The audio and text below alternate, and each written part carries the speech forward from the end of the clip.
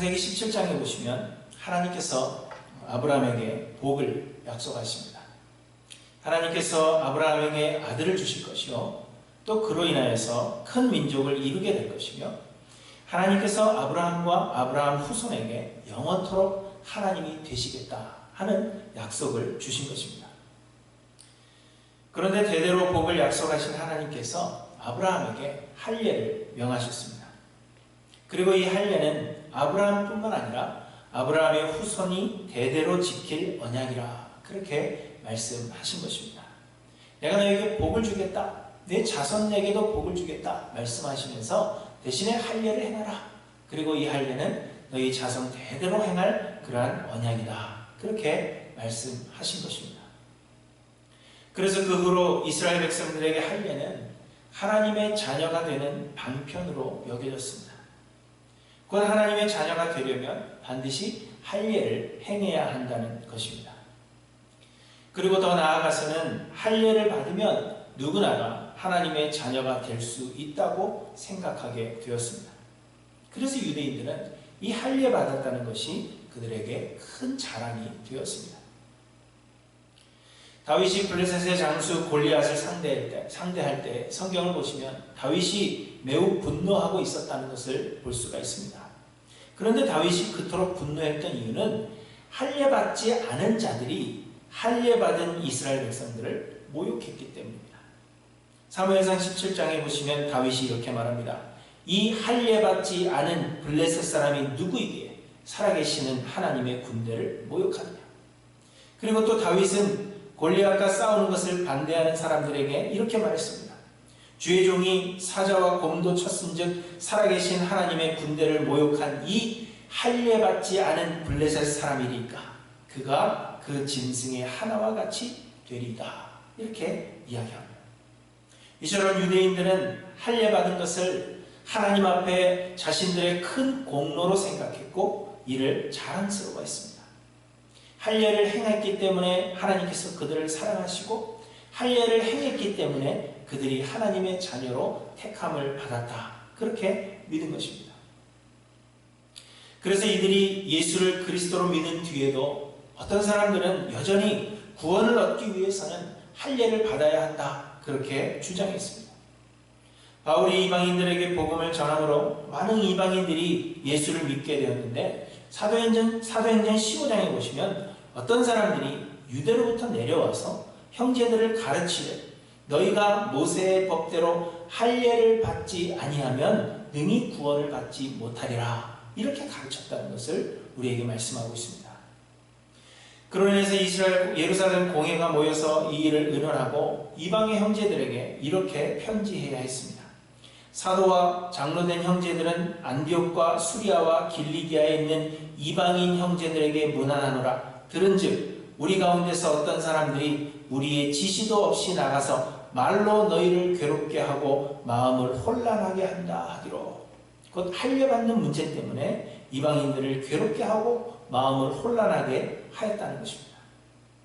그래서 성령과 우리는 이 요긴한 것들 외에는 아무 짐도 너희에게 지우지 아니하는 것이 옳은 줄 알았노니 우상의 제물과 피와 목매어 죽인 것과 음행을 멀리할지니라. 이렇게 편지했습니다.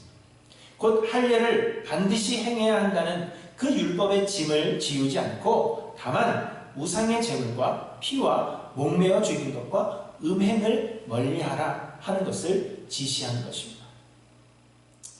그럼에도 불구하고 여전히 유대인들 사이에서는 반드시 할례를 행해야 구원을 얻을 수 있다는 생각이 팽배해 있었습니다. 그래서 바울은 아버지가 헬라인이었던 디모데를 데리고 전도여행을 떠나기 전에 그를 데려다가 할례를 행해야 했던 것을 볼 수가 있습니다. 그래야만 쓸모없는 논쟁을 피할 수 있었기 때문입니다. 이처럼 유대인들은 자신들의 공로로 하나님의 선택을 획득했다. 그렇게 생각했고 할례 행하는 것이 구원의 큰 공로가 된다. 그렇게 믿은 것입니다. 하지만 여러분, 우리의 구원은 전적으로 하나님의 은혜입니다. 이는 곧 우리의 어떤 것도 하나님의 계획하심에 영향을 주지 않는다는 것입니다. 유대인들이 할례를 행했기 때문에 하나님께서 택하셨고 할례를 행하지 않았다면 하나님께서 택하지 않으시는 것이 아니라 하나님은 아무런 조건을 요구하지 않으시고 이스라엘을 택하신 것입니다. 할례나 혹은 율법의 그 어떤 행위도 하나님의 택하심에는 아무런 영향을 주는 공로일 수가 없는 것입니다. 이처럼 우리의 구원은 우리가 선을 행하거나 하나님 기뻐하실 만한 어떤 행위가 있었기 때문에 우리를 구원하시는 것이 아니라 하나님께서 무조건적으로 우리를 택하시고 자격 없는 우리가 그 택하심의 은혜를 입었기 때문에 구원을 얻은 것입니다. 우리의 구원은 전적으로 하나님의 은혜입니다. 스데반 집사님은 이 사실을 오늘 본문에서 우리에게 말씀하고 계시는 것입니다. 오늘 본문은 스데반 집사님의 증언의 한 부분입니다. 스데반 집사님이 은혜와 권능이 충만하여서 큰 기사와 표적을 민간에 행하자 유대인들이 이를 시기했습니다. 그래서 어떤 사람들이 스데반 집사님을 잡아 공회에 넘겼고 사람들을 매수해서 스데반 집사님을 고소하고 거짓 증인들을 세웠습니다. 스데반 집사님을 신문한 대제사장은 사람들이 증언하는 바가 사실인지를 스데반 집사님에게 물었고 스데반 집사님은 대제사장의 그 신문에 증언하고 있는 것이 오늘 본문의 내용입니다. 그런데 이 거짓 증인들이 증언한 스데반 집사님의 죄목은 스데반 집사님이 모세와 하나님을 모독하는 말을 했다는 것입니다. 사도행전 6장 13절에 보시면 거짓 증인들을 세우니 이르되 이 사람이 이 거룩한 곳과 율법을 거슬러 말하기를 마지 아니하는도다. 그의 말에 이 나사렛 예수가 이곳을 헐고 또 모세가 우리에게 전하여 준 규례를 고치겠다 함을 우리가 들었노라. 이렇게 말했습니다. 첫 번째 고소의 내용은 나사렛 예수가 성전을 헐 것이라고 하신 말씀을 전했다는 것입니다. 예수님께서 세상에 살아계실 때 요한복음 2장에 보시면 너희가 이 성전을 헐라 내가 사흘 동안에 일으키리라 이렇게 말씀하셨습니다. 그런데 이는 성전된 자기 육체를 가리켜 말씀하신 것이라 그렇게 말합니다. 곧 성전이신 예수 그리스도께서 십자가에서 죽으셨다가 3일 만에 부활하실 것을 말씀하신 것이지만 사람들이 이를 이해하지 못하고 스데반 집사님을 고소하는 것입니다. 그리고 두 번째 고소의 내용은 스데반 집사님이 모세가 우리에게 전하여 준 규례를 고치겠다라고 말하는 것을 들었다는 것입니다. 이것은 곧 율법의 행위가 구원을 얻는 데 공로가 되지 못하며 특별히 할례 역시 공로가 아님을 스데반 집사님이 이야기했다는 것입니다. 곧 구원은 오직 예수 그리스도의 십자가를 통한 하나님의 은혜임을 주장하므로 모세가 전하여 준 그 규례를 무시했다는 것입니다. 그래서 오늘 본문에서 스데반 집사님은 사람들의 이 거짓 증언에 대해서 반박하며 구원이 오직 하나님의 은혜임을 증언하고 계시는 것입니다. 제일 먼저 스데반 집사님은 유대인들의 조상 아브라함이 하란에 있기 전 메소포타미아에 있을 때에 하나님께서 아브라함을 먼저 찾아오셔서 그를 부르신 것임을 말씀하고 있습니다. 2절에 보시면 우리 조상 아브라함이 하란에 있기 전 메소포타미아에 있을 때에 영광의 하나님이 그에게 보여 이르시되 내 고향과 친척을 떠나 내가 내게 보일 땅으로 가라 하시니 이렇게 말을 시작하고 있습니다. 하나님께서 아브라함에게 말씀하신 것을 제일 처음 기록한 성경은 창세기 12장입니다. 성경은 아브라함과 그의 가족들이 메소포타미아의 갈대아 우르에서 살고 있었던 것으로 기록하고 있습니다. 그런데 창세기 11장을 보시면 데라의 아들이요 또 아브라함의 형제인 하란이 갈대아 우르에서 죽자 아브라함의 아버지 데라가 온 가족을 데리고 가나안 땅으로 이주하기로 결정한 것처럼 그렇게 되어 있습니다. 그러나 그들이 하란에 이르러서 아브라함의 아버지 데라가 죽었고 그래서 아브라함과 그의 가족들은 그대로 하란에 거류한 것으로 그렇게 기록하고 있습니다. 그리고 창세기 12장에서 비로소 하나님께서 하란에서 아브라함에게 나타나셔서 가나안 땅으로 갈 것을 말씀하신 것에 대한 기록이 나옵니다.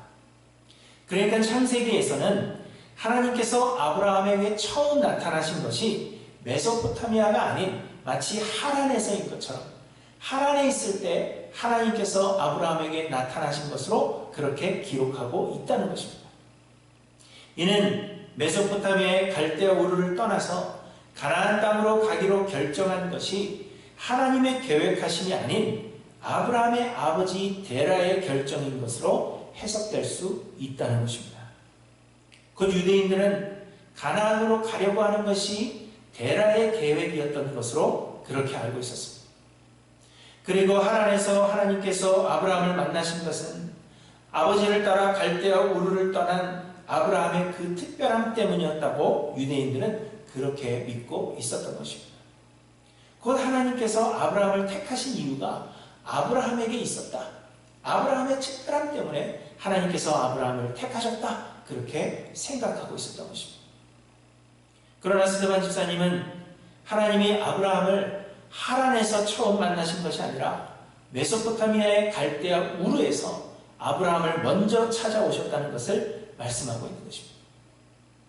그래서 가나안 땅으로 가기로 하는 것이 데라의 결정이 아니라 처음부터 하나님의 계획이었습니다. 하나님께서 아브라함을 택하신 것은 아브라함의 특별함 때문이 아니라고 말씀하고 있는 것입니다. 또한 4절에 보시면 아브라함이 갈대아 사람의 땅을 떠나 하란에 거하다가 그의 아버지가 죽음에 하나님이 그를 거기서 너희 지금 사는 이 땅으로 옮기셨느니라 이렇게 말씀하십니다. 이 말씀은 하나님께서 메소포타미아에서부터 아브라함에게 너는 가나안 땅으로 가라 그렇게 말씀하셨음에도 불구하고 아브라함은 아버지 데라가 죽자 하나님 말씀에 순종하지 않고 하란에 머물러 있었다는 것입니다. 곧 아브라함은 망설이고 있었다는 것입니다. 그렇지만 하나님은 아브라함에게 다시 말씀하심으로 하나님께서 계획하신 땅으로 인도하셨다는 것을 말씀하고 있는 것입니다. 이처럼 모든 것이 하나님의 계획이었고 하나님께서 일하신 것입니다. 아브라함의 어떠함이 하나님을 움직인 것이 결코 아니라는 것을 우리에게 말씀하고 있는 것입니다. 그렇게 해서 아브라함은 하나님께서 가라고 하신 가나안 땅에 다다랐지만 또 5절에 보시면 그러나 여기서 발붙일 만한 땅도 유업으로 주지 아니하시고 다만 이 땅을 아직 자식도 없는 그와 그의 후손에게 소유로 주신다고 약속하셨으며 이렇게 말씀하십니다. 유대인들은 가나안 땅을 얻은 것이 자신들의 능력이라고 믿었습니다. 자신들의 힘으로 가나안 땅을 차지했으며 그들의 선함에 대한 보상으로 하나님께서 도와주셨다. 그렇게 믿었던 것입니다. 그러나 애초에 아브라함은 가나안에 발붙일 만한 땅도 없었으며 더욱이 아브라함에게는 자식도 없었을 뿐만 아니라 자식을 가질 수 없는 죽은 자와 같은 사람이었다는 것을 오늘 스데반 집사님이 이야기해주고 있는 것입니다. 곧 아브라함에게는 소망도 없고 능력도 없었고 이곳에 발붙일 만한 그런 땅도 가지고 있지 않았다는 것입니다. 곧 유대인들의 능력으로 얻은 것이 결코 아니라는 것을 말씀하고 있는 것입니다. 하나님의 은혜가 그들로 하여금 가나안 땅을 얻게 하신 것이지 그들의 능력은 전혀 없었다 하는 것을 말씀하고 있는 것입니다. 또한 스데반 집사님은 이스라엘 백성들이 애굽에서 400년 동안 종살이한 것과 출애굽하여 가나안 땅에 거주하게 된 모든 것들이 하나님의 계획 가운데 있었던 일이라는 것을 또한 말씀하고 있습니다. 6절부터의 말씀입니다.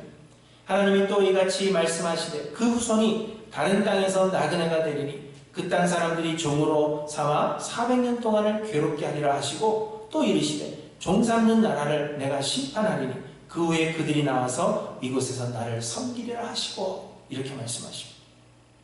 하나님은 애굽의 범죄함으로 인해서 애굽을 벌하시기를 원하셨고 또한 가나안의 7 족속의 죄로 인하여 그들을 벌하시기를 원하셨습니다. 그것이 이스라엘 백성들로 하여금 애굽에서 400년을 종살이하게 하시고 또다시 이스라엘 백성들을 가나안 땅으로 보내신 이유라는 것을 설명하고 있는 것입니다. 창세기 15장에 보시면 하나님께서 이 모든 것들을 이미 아브라함에게 알게 하셨다는 것을 우리에게 보여주십니다.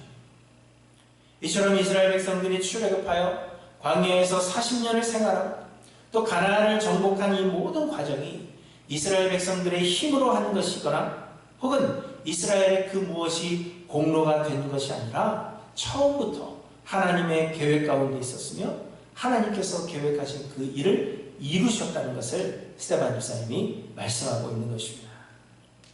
우리의 삶의 모든 것들이 우리의 능력에 대한, 우리의 노력함에 대한 열매가 아니라 하나님의 계획하심과 하나님께서 스스로 이루시는 일이었다는 것을 우리에게 분명하게 말씀하고 있는 것입니다. 그리고 유대인들은 아브라함이 하나님께서 부르시기 전부터 대단한 믿음을 소유했던 사람이라 그렇게 믿었습니다. 지금도 역시 대부분의 사람들이 그렇게 믿고 있습니다. 아브라함은 처음부터 믿음이 있던 사람이요, 그 믿음 때문에 하나님께서 아브라함을 선택하셨다, 그렇게 믿는 것입니다. 하지만 여러분, 실상 아브라함은 처음부터 믿음이 있었던 사람이 아니었습니다. 아브라함은 원래 대대로 우상을 섬기던 사람이었으나 하나님께서 그를 만나주신 것입니다. 아마도 처음에는 하나님을 우상의 하나로 생각하고 막연하게 그 말씀에 순종하여서 가나안으로 행했을 것으로 보여집니다. 그러나 아버지 데라가 하란에서 죽게 되자 그는 하란에 머물게 된 것입니다. 그런 아브라함에게 하나님은 다시 아들을 주시겠다고 약속하셨지만 25년이 다 되도록 약속하신 아들을 주시지 않으셨습니다. 그래서 아브라함은 사라의 몸종 하갈을 통해서 이스마엘을 낳았습니다. 하지만 하나님은 그 이스마엘이 하나님께서 약속하신 아들이 아니라 그렇게 말씀하시면서 99세가 되어서 이제 죽은 자나 다름없는 그 아브라함에게 다시 복을 약속하신 것입니다. 여러분이라면 하나님이 이런 약속을 믿으실 수 있겠습니까? 아들을 약속하시고 25년 동안 주시지 않다가 이제 99세가 되었는데 내가 너에게 아들을 줄 뿐 아니라 그 아들들로 하여금 큰 민족을 이루겠다, 그렇게 약속한다면 여러분 믿을 수 있겠습니까? 아브라함 역시 하나님의 이 약속을 믿을 수 없었습니다. 그래서 창세기 17장에 보시면 이 믿음 없는 아브라함에게 하나님께서 언약의 징표를 주십니다. 곧 이 일이 반드시 이루어질 것이다 라는 그 징표를 주시는데 그것이 곧 할례를 명하시는 것임을 우리에게 말씀하고 있는 것입니다. 창세기 17장 11절에 보시면 너희는 포피를 베어라. 이것이 나와 너희 사이에 언약의 표징이니라, 이렇게 말씀하고 있습니다. 할례는 남자의 생식기의 포피를 잘라내는 것으로서 죽음을 의미합니다. 곧 할례를 행한 아브라함은 죽은 자나 다름이 없지만 하나님께서 반드시 행하실 것임을 말씀하고 있는 것입니다. 아브라함이 하나님의 계획을 스스로 이루어야 하는 것이 아니라 하나님께서 반드시 약속하신 바를 이루실 것임을, 할례 행한 자신의 몸을 보면서, 이미 죽은 자와 같은 자신의 몸을 보면서 하나님께서 행하시는 일이라 하는 그 약속을 기억하게 하시는 것입니다. 이처럼 할례는 구원의 방편도 아니요 공로도 아닌 징표입니다. 할례를 받았기 때문에 하나님께서 택하신 것이 아니라 하나님께서 택하셨음의 증거로 할례를 행하게 하신 것입니다. 하나님께서 아브라함을 택하신 것은 아브라함이 할례받기 훨씬 이전에 아브라함이 메소포타미아의 갈대아 우르에 있을 때입니다. 할례는 하나님께서 그 언약을 반드시 지키실 것에 대한 보증입니다. 할례를 받았기 때문에 구원을 얻는 것이 아니라 하나님께서 구원하실 것에 대한 징표로 할례를 행하게 하신 것입니다. 하지만 예수 그리스도께서 십자가에서 죽으심으로 우리의 모든 죄를 용서하여 구원하시고 또 성령이 우리 안에 역사하사 우리에게 믿음을 주심으로 우리 구원의 보증이 되셨기 때문에 이제는 더 이상 육체의 할례를 받을 필요가 없다는 것입니다.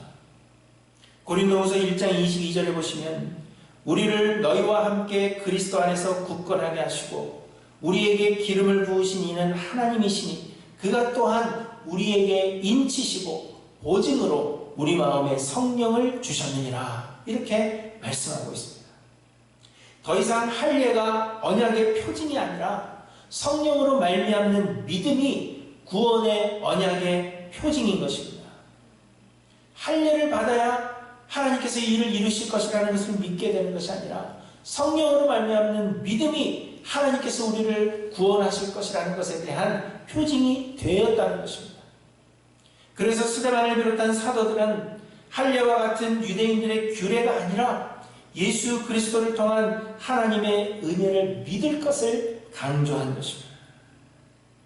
하지만 하나님의 이 놀라운 은혜를 이해하지 못했던 유대인들은 하나님께서 아브라함과 언약을 맺으시며 할례를 명하셨기 때문에 여전히 할례가 하나님의 자녀가 되는 방편이요 공로라고 생각한 것입니다. 그래서 할례의 무용론을 주장하는 스데반 집사님이 모세가 전하여준 규례를 고치겠다 함을 우리가 들었다, 그렇게 이야기하며 스데반 집사님을 고소한 것입니다. 그리고 결국 이들은 스데반 집사님을 돌로 쳐 죽이기까지 악을 행하게 되었음을 우리는 보게 됩니다.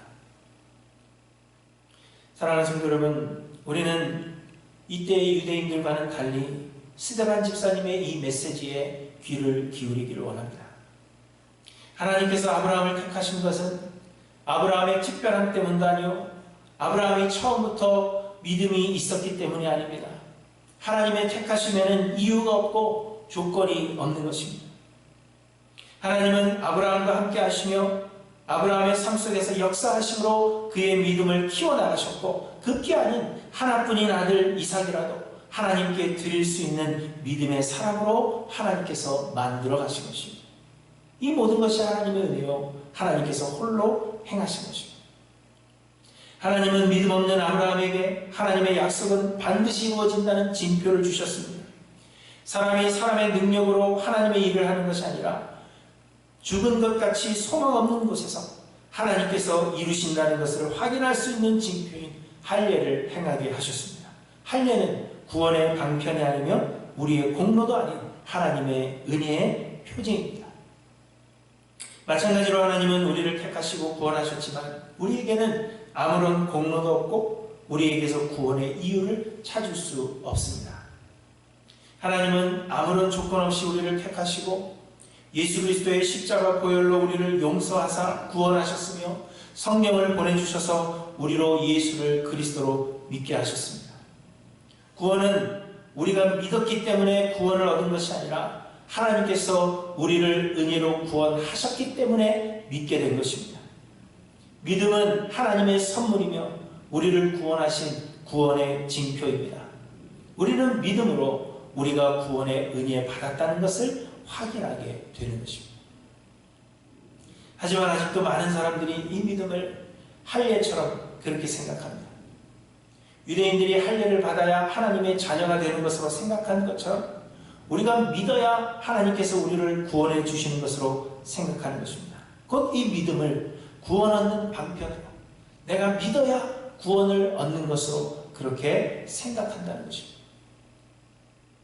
그래서 우리는 쉽게 내 믿음을 자랑합니다. 내가 믿기로 결정했고 내 노력이 내 믿음을 자라게 한다고 그렇게 생각하는 것입니다. 내가 열심을 내고 내가 열심으로 하나님을 섬기는 것이 내 믿음을 성장시키는 것으로 그렇게 우리는 생각합니다. 하나님께서 내게 은혜를 베푸시는 것은 내게 사랑받을 만한 그 무엇이 있기 때문이라고 우리는 은연중에 그렇게 생각합니다. 그래서 우리는 수많은 경우에 하나님께서 받으셔야 할 그 영광을 내 스스로 가로채는 그 일을 그치지 않는 것입니다. 그러나 여러분, 믿음은 구원의 방편이 아니며 우리의 공로도 아닙니다. 믿음은 하나님께서 우리에게 은혜를 베푸셨음을 확인케 하시는 구원의 징표입니다. 그래서 믿음은 내 것이 아니라 하나님께서 우리에게 주신 선물입니다. 그리고 여러분, 믿음이란 내 의지가 강해지는 것이 아니라 할례처럼 오히려 내가 죽는 것, 그것이 곧 믿음입니다. 그래서 성경은 우리에게 마음의 할례를 받으라 그렇게 말씀하고 있는 것입니다. 우리가 믿음을 구원의 방편이요 우리의 공로로 생각한다면 우리는 결국 스데반 집사님을 돌로 쳐 죽인 유대인들과 같이 끔찍한 죄를 범하게 될 것입니다. 곧 하나님의 받으실 그 영광을 가로채고 나 스스로가 하나님이 되는 그러한 심각한 죄를 저지르게 되는 것입니다. 그러므로 사랑하는 성도 여러분, 모든 것이 하나님의 은혜임을 기억하시기 바랍니다. 그래서 우리는 평생에 하나님을 찬양하는 것이 마땅하며 하나님만이 모든 영광을 받으셔야 한다는 것을 여러분 잊지 않고 기억하시기 바랍니다. 여러분, 하나님께만 영광을 드리는 삶이 되고 있는지 우리의 모습을 돌아보셔야 합니다. 구원이 하나님의 은혜요, 우리의 삶의 모든 것이 하나님의 은혜이며, 그래서 오늘 우리에게 주신 하루가 곧 하나님의 선물입니다. 그러므로 여러분, 내 자신이 높아지고 있지 않은지 우리 자신을 돌아보시기 바랍니다. 그리고 우리의 마음에 할례를 받으시기를 소망하시는 저와 여러분들이 되시기를 바랍니다. 우리에게는 아무런 공로도 없지만 하나님께서 우리를 사랑하심으로 우리가 살아갈 뿐 아니라 언젠가 하나님의 나라에 이르게 될 것이라 하는 것을 여러분 기억하심으로 하루하루 하나님께만 영광을 올려드리며 살아가시는 우리 할렐루야 모든 성도님들 되시기를 주님의 이름으로 간절히 축원합니다. 기도하십니다.